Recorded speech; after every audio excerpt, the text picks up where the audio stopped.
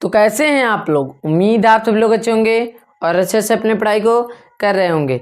आज की इस वीडियो में हम लोग क्लास 12th के बायोलॉजी के फर्स्ट चैप्टर के पार्ट 3 की ओर चलने वाले हैं। आज की इस वीडियो में हम लोग पुष्प की मादा संरचना को पढ़ेंगे।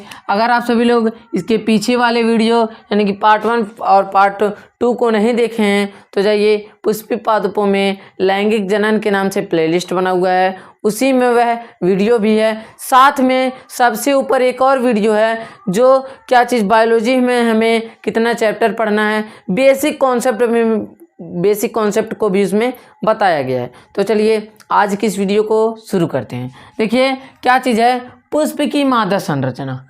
जो पुष्प की मादा संरचना होती क्या है? पुष्प की जो मादा संरचना होती है वह होती है स्त्री केसर। कौन होती है? स्त्री केसर, ठीक। और जो स्त्री केसर होती है इसको 3 भागों में बांटा गया है। कितने भागों में बांटा गया है? 3 भागों में बांटा गया है, ठीक। इसको कितने भागों में बांटा गया है? 3 भागों में। इसको 3 भागों में बांटा गया। अब चित्र की सहायता से अच्छी तरीके से समझते हैं। देखिए अब हम चित्र बनाने नहीं आता है, एडजस्ट कर लीजिएगा।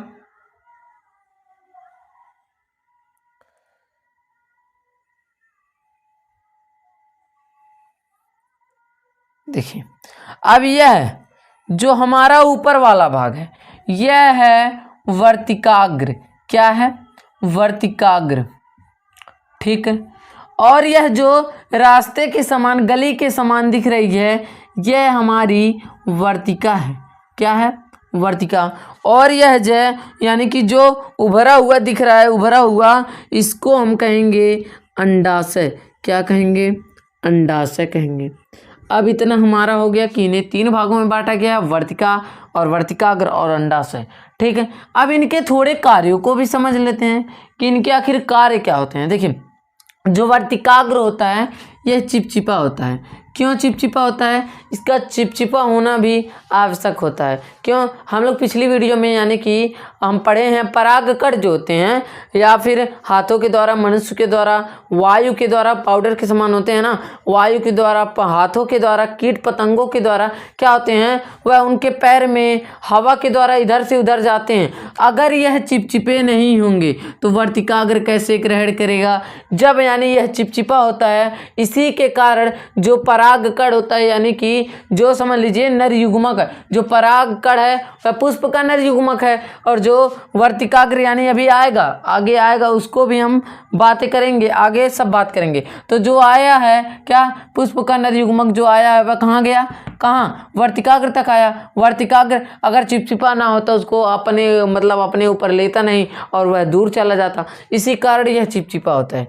और क्या कारण है? इसका क्या काम है? यह वर्तिका का निर्माण करता है। किसका निर्माण करता है? वर्तिका का निर्माण करता है एक रास्ते के रूप में। किस रूप में? रास्ते के रूप में। क्योंकि जब यह परागकण को, किसको? परागकण को अपने ऊपर क्या कर लेता है? चिपका लेता है। जब यह परागकण को अपने ऊपर चिपका लेगा तो क्या करता है? उस परागकण को वर्तिका के रास्ते, कहाँ? वर्तिका के रास्ते अंडाशय में पहुंचाता है। कहाँ पहुंचाता है? अंडाशय में पहुंचाता है। और क्या चीज़, जब अंडाशय में पहुंचता है तो अंडाशय में ही हमारा निषेचन की क्रिया होती है। क्या होती है? हमारा निषेचन की क्रिया होती है, ठीक। निषेचन की क्रिया होती है। किसमें? अंडाशय में हमारा निषेचन की क्रिया होती है। और जब निषेचन की क्रिया हो जाती है तब हमारा क्या निर्माण होता है? तब देखिए इसी कारण तब फल का निर्माण होता है। तब इसमें ध्यान से देखिए, इस तरह से एक और भाग होता है जिसको हम कहते हैं बीजांड। क्या कहते हैं? बीजांड। अब यह क्या होता है?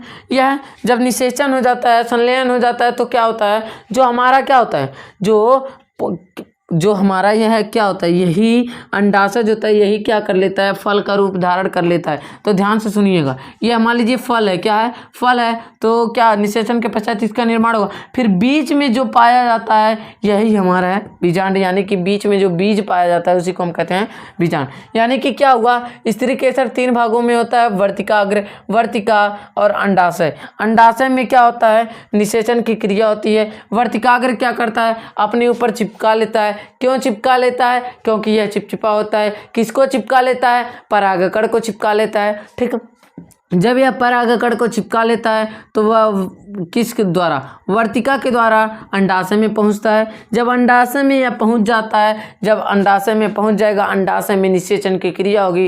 जब निषेचन की क्रिया हो जाएगी तब क्या होगा, हमारे फल का निर्माण होगा। फल के अंदर एक बीज पाया जाता है, क्या पाया जाता है, बीज पाया जाता है, जिसको कहते हैं बीजांड। ठीक, अब देखिए, अब हमारा हो गया पुष्प की मादा संरचना खत्म।